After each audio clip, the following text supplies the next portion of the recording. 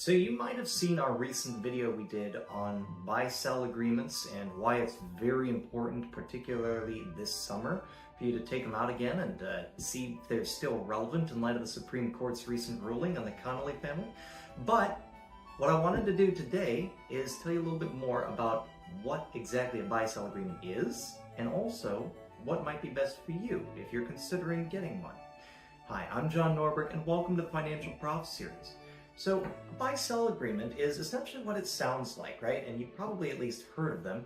It's an obligation entailed by a legal document, so contractual obligation usually is implied, and often funded with life insurance. And the purpose of it is to allow a business or a business owner from that business to purchase the shares of the ownership of a person who is deceased, disabled, etc., and therefore no longer able to work in the business in the same way possible.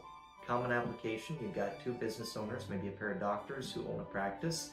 One of them dies suddenly, and the other doctor buys them out, using proceeds of the life insurance that they had the foresight to purchase on each other. So, there are two primary types of buy-sell agreements that I typically see coming across my desk from the attorneys I work with. And it bears repeating that, I'm not qualified to give legal advice. That is the realm of the attorneys.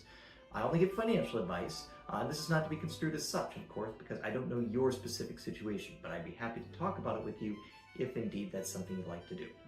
So, two types, right? The first type is a cross-purchase agreement. Typically, this is 2 or 3 individuals, usually no more than 4 at most, who own a life insurance policy on each other for business purposes, but they own it.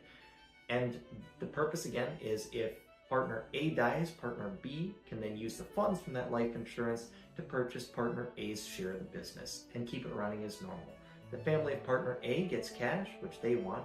Partner B gets the ownership of the business, which is what he or she probably wants, right?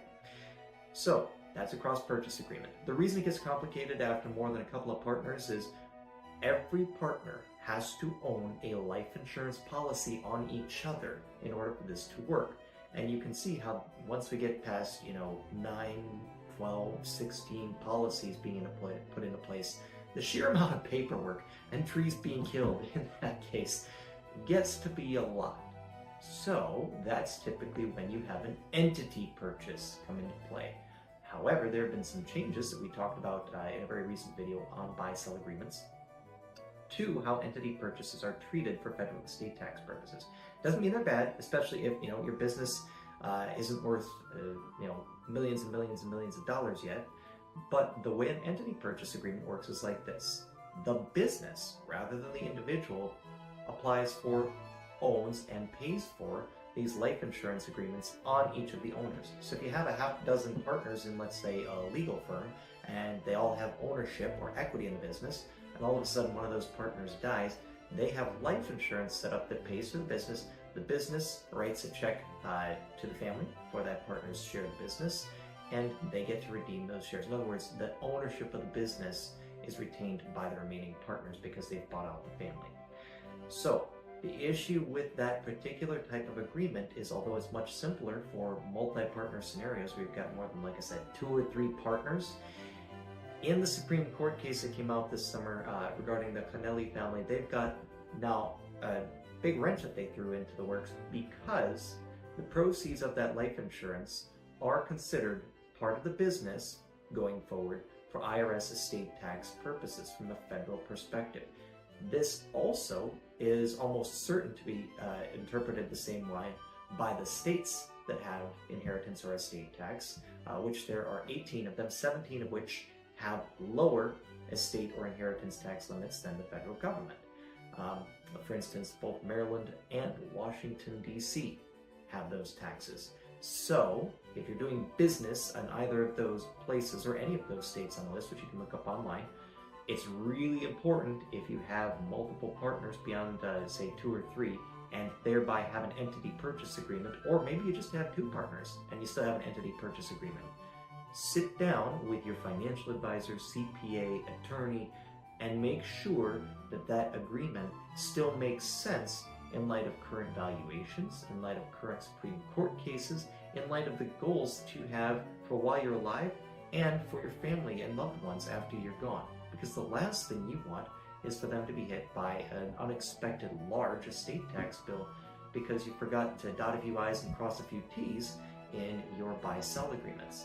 One of the ways, by the way, that you can potentially get around that recent Supreme Court case ruling in a very legal, ethical way is to have a trustee cross-purchase agreement. So let's say you still have half a dozen partners in that law firm and you're looking to have a particular partner not have that value of the firm included in their estate. You could do a trustee cross-purchase instead, or set up an LLC as a tax as a partnership, which may be another option. Again, not legal advice, not tax advice. What I'm trying to do is at least get the ball rolling so that as you take a look at your buy-sell agreement, you're not only looking at, is it still properly funded as the business has grown? Does it include everyone it's supposed to include? And is it properly structured for my goals and those of those who come after me, my family, my partners, the ones I love? So, if this is relevant to you, or you have questions on your buy-sell agreement, or you're looking at getting one, give us a ring. We do funding life insurance for buy-sell agreements all the time, and we have a lot of conversations around that for our business owner clients to help get them pointed in the right direction. We also bring in legal and tax experts to help make sure that every aspect of that plan is being considered, including this recent change. So if your estate and your business and your CPA attorneys have not yet contacted you on this, hopefully you'll be receiving a call here soon on this, or perhaps your financial advisor. Then if you don't, maybe it's time to start looking for another one, because this is a really important piece of what happens once you're gone. So, in the meantime, I'll see you out there.